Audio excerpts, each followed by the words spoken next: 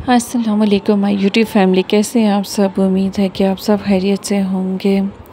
तो जी बात करते हैं एक बहुत ही दिल दहला देने वाला वाक़या जो कि कराची में पेश आया 8 जुलाई को। एक मॉडल और अदाकारा की अचानक मौत। हुमैरा असगर के नाम से बहुत से लोग वाकिफ़ नहीं होंगे क्योंकि ये बहुत ज़्यादा जानी मानी एक्ट्रेस नहीं थी। ये ड्रामों में छोटे मोटे रोल करती थी। इनको जो असल फेम मिला है वो इनको एक रियलिटी शो तमाशा से मिला है। तमाशा के बाद लोग इनको जानना शुरू हुए और तमाशा में जिस तरह से ये इन्होंने अपनी पर्सनैलिटी दिखाई उसकी वजह से तमाशा शो जो है वो काफ़ी पसंद किया गया हुमैरा असगर की वजह से। तो एक बहुत ही हैरान कर देने वाला वाक़या था ये कि बिल्कुल एक ऐसा वाक़या कि जिसने पूरी इंसानियत को हिला कर रख दिया, बहुत कुछ सोचने पर मजबूर कर दिया कि आखिर उनके साथ अकेले फ़्लैट में क्या हुआ, कैसे हुआ। क्योंकि जो उनके आसपास मोहल्लेदार हैं उनका कहना है कि उन्होंने कुछ अरसे से इनको आते जाते नहीं देखा। और वैसे भी ये जो शोबिज़ पर्सनालिटीज़ होती हैं, सेलिब्रिटीज़ होती हैं, ये लोगों से थोड़ा कट ऑफ होकर रहती हैं, इतना मिलना जुलना पसंद नहीं करते हैं लोगों से। तो ये कराची में डीएचए के एरिया में एक फ़्लैट में रह रही थी बिल्कुल अकेली। वैसे इनका जो ताल्लुक़ है वो लाहौर से है। इनके पेरेंट्स, इनके जो फैमिली है, बाकी बहन भाई वो सब लाहौर में है। ये सिर्फ़ अपने काम के लिए कराची शिफ्ट हुई थी। इनका शायद किसी इंटरव्यू में सुना गया कि इनको पहले पेरेंट्स की तरफ से इजाज़त नहीं थी शोबिज़ में आने की, क्योंकि हमारे यहाँ जो लोग हैं वो इसको कोई इतना इज़्ज़तदार शोबा नहीं समझते हैं, तो वो अपनी बेटियों को इस चीज़ से दूर ही रखते हैं। लेकिन इनमें टैलेंट था, ये खुद को मनवाना चाहती थी, अदाकारी करना चाहती थी। तो इनकी जो मदर है उन्होंने फ़ादर से परमिशन लेकर दी, लेकिन उन्होंने बस परमिशन दी, इनका साथ नहीं दिया। तो ये लाहौर छोड़कर कराची अपने काम की वजह से आई बिल्कुल अकेली, कोई इनका फैमिली मेम्बर इनके साथ नहीं था।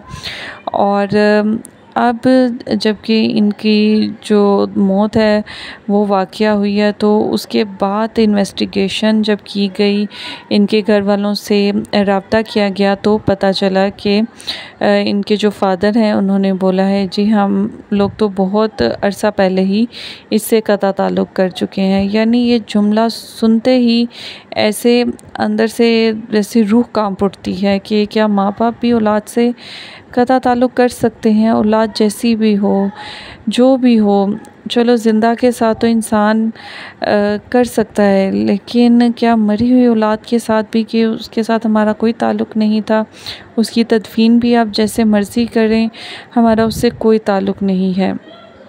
इतना मतलब ये रूह कांप उठती है ये अल्फाज सोच कर कि एक बाप ऐसे अपनी बेटी के बारे में बोल रहा है।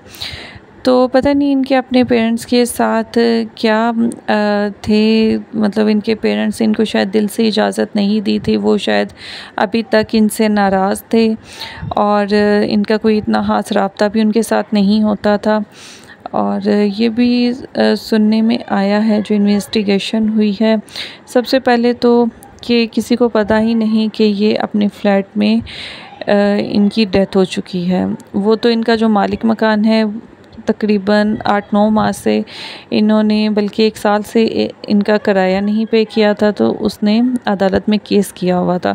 तो अदालती हुक्म पर वो पुलिस के साथ इनके फ़्लैट पर पहुंचता है।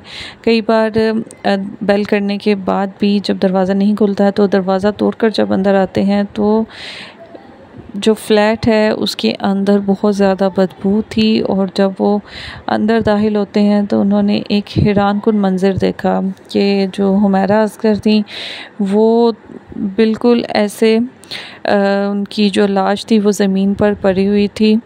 और जब देखा गया, इन्वेस्टिगेट किया गया, तो मतलब इतने हैरानकुन जो हक़ाइक़ हैं सामने आए कि उनकी जो मौत है वो कुछ दिन पहले, कुछ हफ्ते, कुछ महीने पहले जो है नहीं, बल्कि तकरीबन 8 से 9 माह पहले हो चुकी है। तकरीबन ये साल का अरसा आ जाता है इसमें।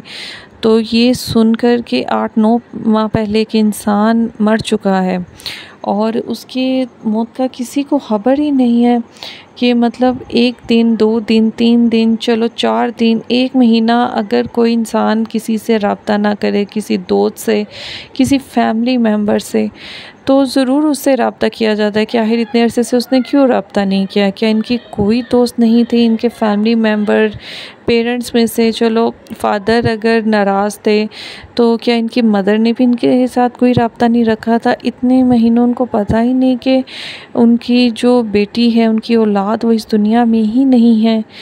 इतना मतलब सुनकर दिल ऐसे हो रहा है कि जैसे पता नहीं क्या हो गया। और इस वाक़ये ने सच में इंसानियत को हिला कर रख दिया, सोचने पर मजबूर कर दिया है कि एक लड़की जो फ़ेम हासिल करने के लिए अपनी पूरी फैमिली को, पेरेंट्स को, सब कुछ छोड़ छाड़ के अकेली निकलती है, लेकिन उसको फ़ेम मिला भी कब? ज़िंदगी में उसको फ़ेम नहीं मिला जो मरने के बाद उसको मिला। हर एक मोबाइल में, हर एक वीडियो में ये जो लड़की है, ये मॉडल अदाकार जो है, इसको डिस्कस किया जा रहा है। हर बंदा अपने एंगल से डिस्कस कर रहा है।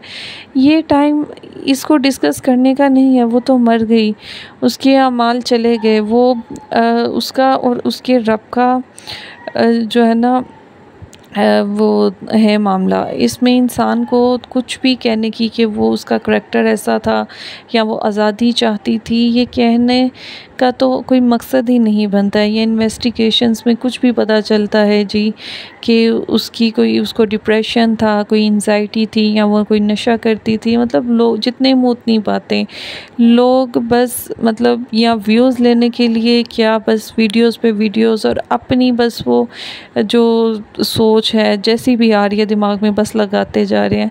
असल चीज़ जो इस वाक़ये ने हमें हिला के रखा है और हमें सोचने पर मजबूर किया है कि हम कहाँ जा रहे हैं, हम किस राह पर चल रहे हैं। ख़ास तौर पर उन लड़कियों के लिए पैगाम है जो मेरा जिस्म मेरी मर्ज़ी, मेरी ज़िंदगी मेरी आज़ादी का नारा लगाती हैं और घरों को छोड़कर तन्हा रहना पसंद करती हैं, तन्हाई को पसंद करती हैं।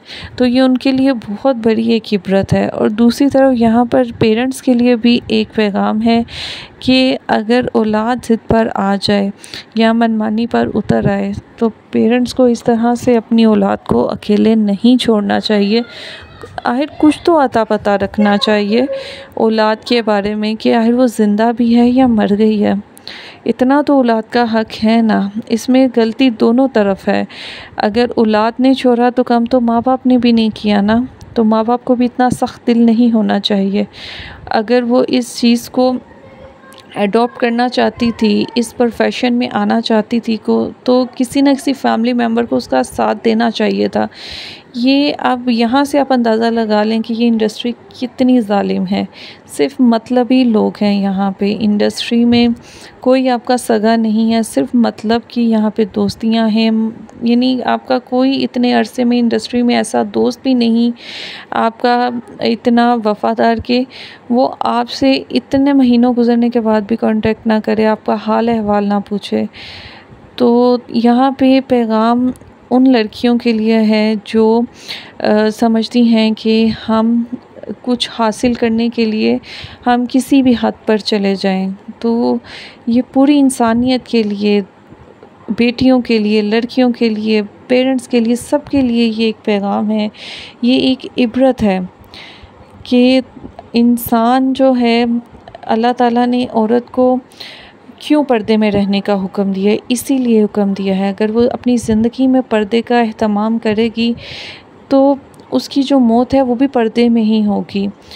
अब यहाँ पे मतलब मैं कहना नहीं चाहती, लेकिन ये मॉडल अदाकार, इनकी जो भी होती हैं मॉडलिंग वगैरह, अपना जिस्म दिखाना, पूरी दुनिया में अपनी नुमाइश करना, फ़ेम कमाना, पैसा कमाना, तो ये बेपर्दगी कितनी होती है, हर मर्द आपको देखता है। और आज इस लड़की की वीडियोस इतनी वायरल देखकर मतलब दिल दुख रहा है कि इतनी तौहीन जो मर्द हैं ख़ास तौर पर वो अपनी वीडियोस में इतनी तौहीन कर रहे हैं।